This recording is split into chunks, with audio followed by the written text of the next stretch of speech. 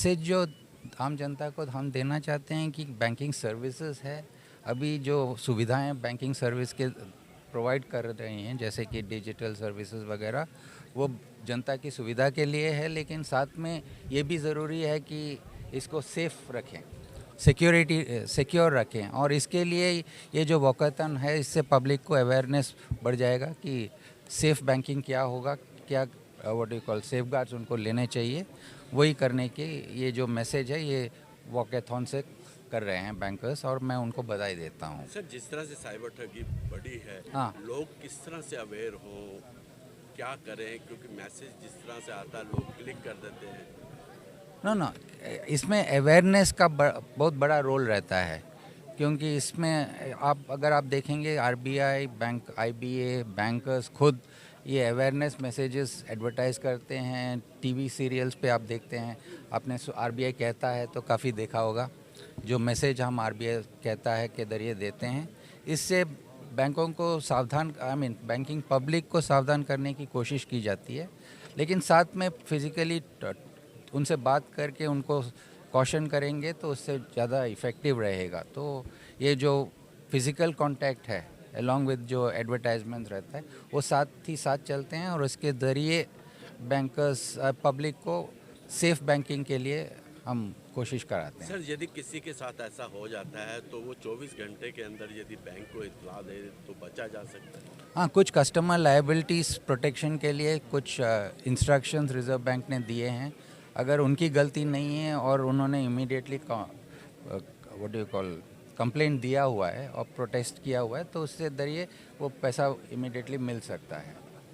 लेकिन उनको भी अलर्ट रहना चाहिए कि उन्होंने व्हाट डू यू कॉल अपना what do you call they have actually alerted themselves and alerted the authorities to the fraud which is happening, so that they are able to protect them and the bankers are also able to take steps to protect them. Sir, एक सवाल इसके साथ हो रहा है, जिस तरह से 200 और 500 के नोट नकली आए हुए हैं, तो लोगों को क्या मैसेज देंगे, किस तरह से पहचान करें? नो अलर्टनेस के लिए वेरियस गाइडलाइंस रहते हैं, लेकिन साथ में बैंकर्स का भी क्रिटिकल रोल रहता है कि डिटेक्शन ऑफ फ्रॉड्स मैसेजेस उस पे जरिए देखते हैं, एंड जो गाइडलाइंस देते हैं कि what is constitutes a safe note, that is there. But वैसे भी ये कहना चाहूँगा कि the number of fake notes is not very large as when we look at it in the context of the volume of notes in circulation. The numbers are very, very little. But even having said that, people need to be alert about the notes. The basic concept is look, touch and feel. You have to look at the note, you have to touch it, you can and feel the note. You can make out whether the note is fraud or not. I think people can be educated on these factors so that they are in a position to safeguard themselves against any fraudulent activity. And of course, now since we have digital facilities for making payment, there is no real need to actually go for physical notes also.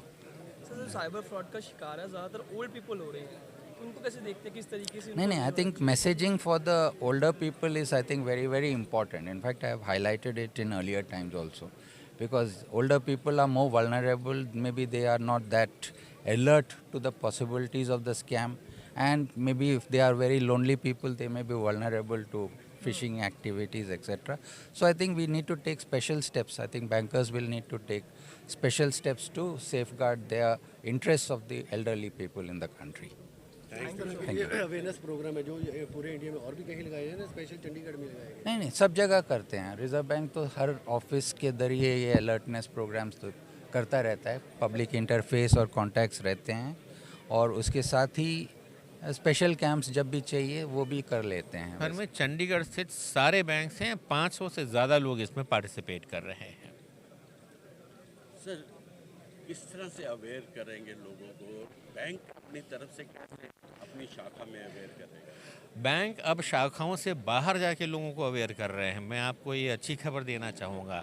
शाखा में आज digital युग में customers कम आते हैं, तो bank school में जाते हैं, कॉलेज में जाते हैं, ग्राम पंचायत में जाते हैं, वहाँ पे भी जाके लोगों को अवेयर कर रहे हैं।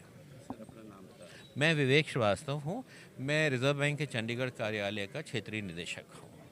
सर, ग्रामीण क्षेत्रों में देखा गया है ज़्यादा इस तरह के फ्रॉड होते हैं, उसको इसको किस तरह से देखते हैं, कैसे रोकें? मैं थोड़ा सा आपसे डिफ़र करूंगा। ये फ्रॉड ज़्यादातर अर्बन इंडिया में हो रहा है। इनफैक्ट ग्रामीण क्षेत्र के लोग इसमें ज़्यादा अलर्ट रहते हैं और उनको इतनी ज़्यादा हमने समस्या होती हुई इस बारे में नहीं सुनी है।